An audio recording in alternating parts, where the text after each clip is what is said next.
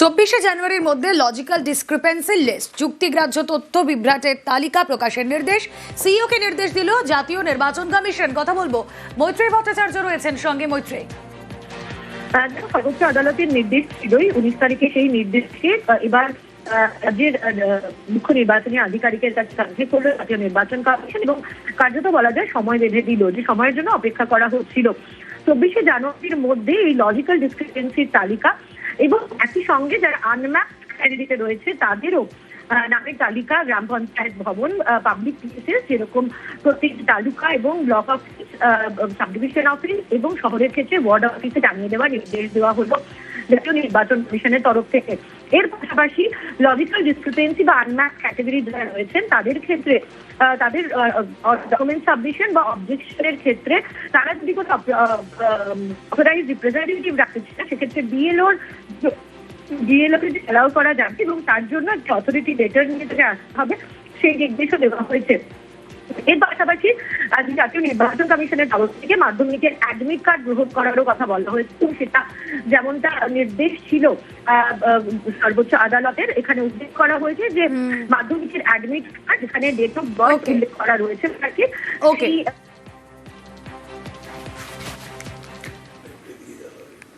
Logical discrepancy যুক্তিগ্রাহ্য তথ্য বিভ্রাট এর জন্য কাদের তলব করা হচ্ছে তার তালিকা প্রকাশ করতে হবে কমিশনকে।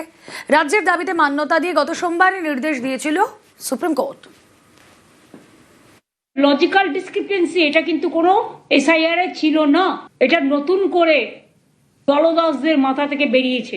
আরো 1,33 লক্ষ থেকে 36 লক্ষ নামের তালিকা করেছেন, যে তালিকা আমাদের কারো কাছে নেই, কোনো পার্টিকে দেয়নি, নিজেরা বিজেপি পার্টি অফিসে ধরে রেখে দিয়েছে।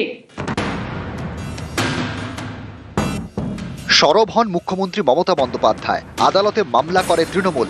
সোমবার লজিক্যাল ডিসক্রিপেন্সি বা যুক্তিগ্রাহ্য তথ্য বিভ্রাট নিয়ে নির্দেশ দিল সুপ্রিম কোর্ট। নির্বাচন কমিশনকে দেশের শীর্ষ আদালতের নির্দেশ। লজিক্যাল ডিসক্রিপেন্সি বা যুক্তিগ্রাহ্য তথ্য বিভ্রাটের জন্য যে ভোটারদের নোটিশ দেওয়া হয়েছে তাদের তালিকা প্রকাশ করতে হবে নির্বাচন কমিশনকে। সুপ্রিম কোর্টের এই নির্দেশের পরই আরও গরম বাংলার রাজনীতি। এই জয় মামাটি মানুষের, এই জয় খেটে খাওয়া মানুষের, এই জয় বাংলার, তাদের দু গালে দুটো কষিয়ে থাপ্পড় মেরেছে দেশের সর্বোচ্চ আদালত। আজকে কোর্টে হারালাম, এপ্রিলে ভোটে হারাবো।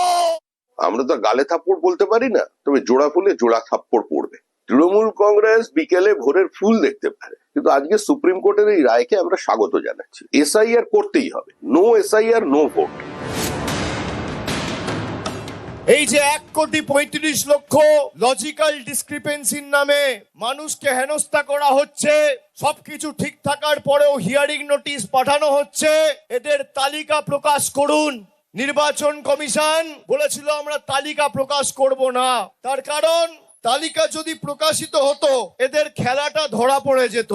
দেশের সর্বোচ্চ আদালত সুপ্রিম কোর্ট তৃণমূলের দাবিকে মান্যতা দিয়ে বলেছে লজিক্যাল ডিসক্রিপেন্সি লিস্ট রিলিজ করতে হবে। শুধু তাই নয়, বিচারপতিরাও বলেছেন বিএলএ টুরা হিয়ারিং এ থাকবে। এর সাথে যারা হিয়ারিং এ যাচ্ছে তাদেরকে রসিদ দিতে হবে, অ্যাকনলেজমেন্ট দিতে হবে। বিজেপির এসআইআর এর খেলা শেষ। খেলা তো হবে এপ্রিলে, দেখা যাবে কে খেলবে। 58 লক্ষ বাদ গেছে, তো হিয়ারিং তো এখনো শেষ হয়নি, কমপ্লেন নেওয়া হচ্ছে এখনো। ওনারা ভাবছেন যে বিডিও অফিসকে, বিএলও অফিসকে ঘিরে দিয়ে এসডিও অফিসকে প্রক্রিয়াটাকে থামিয়ে দেবেন, করতে দেবেন, সেটা হবে না। ইলেকশন কমিশন কন্ডিশন দিয়েছেন যাতে সুস্থভাবে হয়, সেটা হবেই। সোমবার সুপ্রিম কোর্টের শুনানিতে তৃণমূলের আইনজীবী কপিল সিব্বাল বলেন, নামের বানানে ভুল থাকলেও লজিক্যাল ডিসক্রিপেন্সি নোটিশ পাঠানো হচ্ছে। তখন নির্বাচন কমিশনের আইনজীবী পাল্টা বলেন, নামের বানান ভুলের জন্য কাউকে নোটিশ পাঠানো হচ্ছে না, শুধুমাত্র মা বাবার সঙ্গে সন্তানের বয়সের ফারাক 14 বা 16 বছরের কম হলেই নোটিশ পাঠানো হচ্ছে। কমিশনের আইনজীবী আদালতে এই সওয়াল করলেও বাস্তবে দেখা যাচ্ছে অন্য ছবি। নদিয়ার কল্যাণীর কথায় ধরুন, কারো ভোটার কার্ডে কালা চাঁদ KALACHAND আর নির্বাচন কমিশনের তালিকায় KALACHAD মানে এন নেই। এর জন্য ডাকা হয়েছে শুনানিতে। কারো ভোটার কার্ডে লেখা মদন মোহন MADAN MOHAN, আর নির্বাচন কমিশনের তালিকায় মদন মোহন একসঙ্গে, মাঝে শুধু স্পেসটা নেই। এর জন্য শুনানিতে তলব। কারো পদবি ভোটার কার্ডে বাংলায় দাস, নির্বাচন কমিশনের তালিকায় DASS, তাই ডাকা হয়েছে শুনানিতে। লজিক্যালি ডিসক্রিপেন্সি যেটা এসছে সেগুলো নামের ভুলে এসছে, তারপরে বয়সের, বাবার সাথে বয়সের পার্থক্য 50-এর বেশি, আর আরেকটা হচ্ছে ঠাকুমা ঠাকুরদাদার সাথে বয়সের পার্থক্যের কারণে এসছে। 6 জন এবং 6 জনের বেশি যারা ম্যাপিং করেছে তাদের নোটিশ এসছে। এখন এই মাত্র একজন বাড়িতে সার্ভ করলাম, কালা চাঁদ, একটা এন আছে আর একটা এন নেই। করবো, যেতে তো লাগবেই, উপর মহল থেকে যেহেতু ডাক এসছে যেতে তো লাগবেই। গিয়ে আমাদের তো এখানে বাসিন্দা, সেটা তো নিশ্চিত করতে হবে, সেই জন্য যেতে হবে। নিউজ 18 বাংলা। কারো পরিবারের ডাক পড়েছে এসআইআর শুনানিতে, কেউ নিজেই শুনানিতে ডাক পেয়েছিলেন। এসআইআর শুনানি আতঙ্কে বুধবার ফের 3 জনের মৃত্যুর অভিযোগ।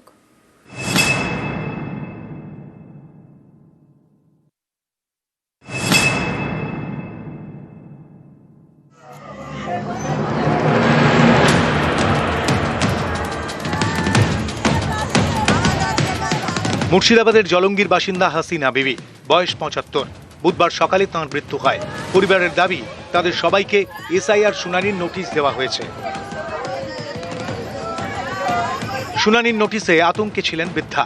এর জেরেই স্ট্রোক হয়ে মৃত্যু বলে দাবি পরিবারের। লাতি ছেলেপিলের গেলারে একটু কাগজ ভুলে এসছে এসআরের জন্য। আমার মা আজকে বেলা 7টার সময়তে ইন্তিকাল করেছে, স্ট্রোক করেছে। কাগজ করতে হবে, অফিসে যেতে হবে, এই জন্য আমার মা চিন্তা করেছে। চিন্তা করার পরে স্ট্রোক করেছে। ছেলেদের কি হবে, কান্দি বেড়াচ্ছিল।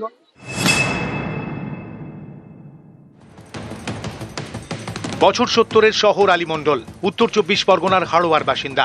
বুধবার তাঁর এসআইআর শুনানিতে যাওয়ার কথা ছিল, কিন্তু তার হলো না। শুনানিতে যাওয়ার আগেই মারা যান।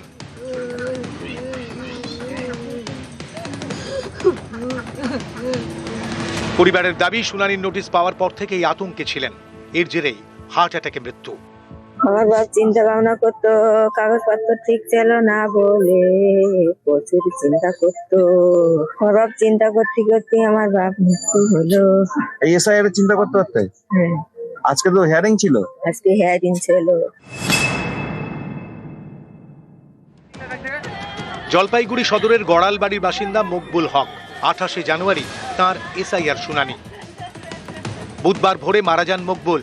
পরিবারের দাবি, এসআইআর শুনানি আতঙ্কে হার্ট অ্যাটাক হয়েছে, তাতেই মৃত্যু। এসআইআর এর নাম আসছে লিস্টে আর কি, তো শুনে আর কি কালকের থেকে মানে টেনশনে ছিল। তারপরে হঠাৎ করে ডাক দিছে, যাইতে তো পারেনি, অসুস্থ। তারপরে আজকে রাত্রের বেলায় মানে একদম হার্ট অ্যাটাকের মতন হয়ে গেছে, সকালবেলায় মানে মৃত্যু হয়ে গেল। নিউজ 18 বাংলা।